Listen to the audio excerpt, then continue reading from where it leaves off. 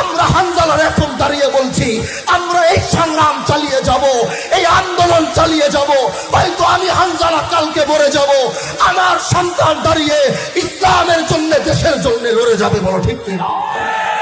আমরা সংগ্রাম করতে নেমেছি, আমরা অন্যায়ের বিরুদ্ধে কথা বলতে নেমেছি, আমরা জাতিকে নিরাপত্তা দেওয়ার জন্য এসেছি, আমরা আগামীর বাংলার যুবকদেরকে মাদকের হাত থেকে রক্ষা করার জন্য এসেছি, আমরা গরিবের পক্ষে কথা বলার জন্য এসেছি, আমরা মজলুমের কাজে হাত রেখে বলতে এসেছি আপনি একা নয়, আমরা মা বোনদের নিরাপত্তা দেওয়ার জন্য এসেছি।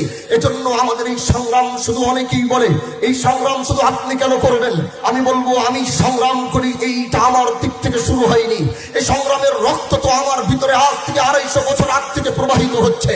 আজ যারা এখানে বসে আছেন, যারা এখানে শুনছেন, এখানে দাঁড়িয়ে রয়েছেন, মাইকের আওয়াজ যেখানে যাচ্ছে, এখানকার মানুষ হচ্ছে হাজী শরীয়তুল্লাহ রহমতুল্লাহ আলাইহির প্রত্যেকটা রুহানি সন্তান আমার সামনে বসা।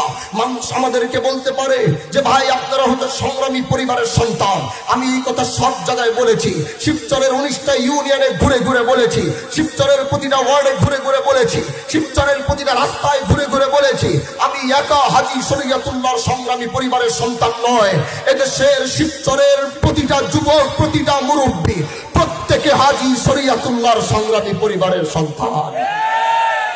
এবার প্রশ্ন করতে পারেন যে হুজুর সংগ্রামী পরিবারের সন্তান তো আপনি, আমরা কেমনে হলাম? তাহলে আসো তোমাদের একটু মনে করিয়ে দেই তোমরা কিভাবে সংগ্রামী পরিবারের সন্তান।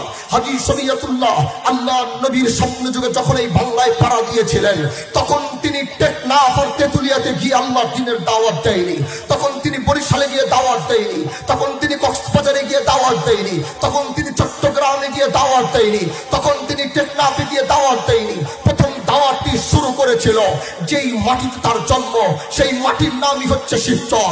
সেই মাটিতে জন্ম, সেই মাটিতে এসে দেখলো মুসলমানরা পরাধীনতার জিন্দেগি যাপন করছে, মুসলমানরা আজাদি ভাবে কথা বলতে পারছে না, মুসলমানরা তাদের অধিকার যেতে পারছে না, মুসলমানদেরকে একদিকে ব্রিটিশ আরেকদিকে হিন্দু জমিদাররা মিলে মুসলমানদেরকে কোণঠাসা করে রেখেছে। তখনই এই মাটির সন্তান হাজী শরীয়তুল্লাহ এসে এই শিবচরের মুসলমানদেরকে ডাক দিয়ে বলল আর কতদিন তোমরা সহ্য করবা এই ব্রিটিশের, আর কতদিন ওদের অত্যাচার সহ্য করবা, আর কতদিন চুপ করে বসে থাকবা? শিবচরের মুসলমান জেগে উঠো, আমরা তো সেই মাটির সন্তান। এই মাটিতে আমার জন্ম, এই মাটিতে আমার বাবার জন্ম, এই মাটিতে আমার দাদার জন্ম, এই মাটিতে আমার পূর্বপুরুষের জন্ম। 7 সাগর 13 নদী পার করে আমাদের উপরে অত্যাচার করবে আর আমরা সেটা সহ্য করবো?